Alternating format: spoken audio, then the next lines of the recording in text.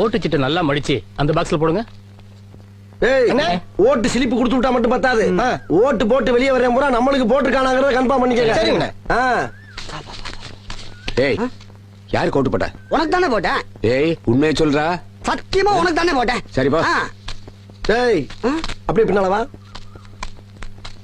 யாருக்கு ஓட்டு போட்ட? உனக்கு தானே போட்டேன். உண்மையை சொல்லு. சத்தியமா உனக்கு தானே போட்டேன்.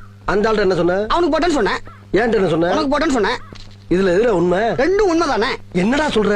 அவர்கிட்ட வாங்கின காசுக்கு ஏணி சின்னத்துல ஒரு குத்து, உங்ககிட்ட வாங்கின காசுக்கு தென்னை சின்னத்துல ஒரு குத்து. ஆக மொத்தம் ரெண்டு குத்து. ரெண்டு குத்துனே.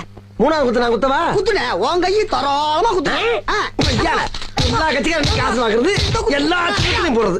பகை இல்லாம போறீங்கன்னா ஓடா ஒரு யோக்கிய நார பயில வளைச்சு வளைச்சு குத்திருக்கானையா.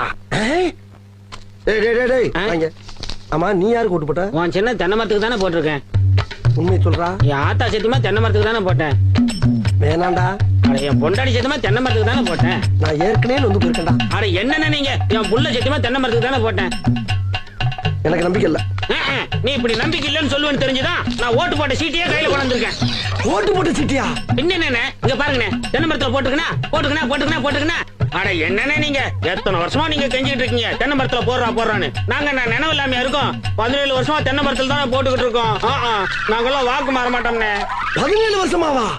அப்ப 17 வருஷமா கொண்டு போயிட்டா இருக்கியாடா நீ?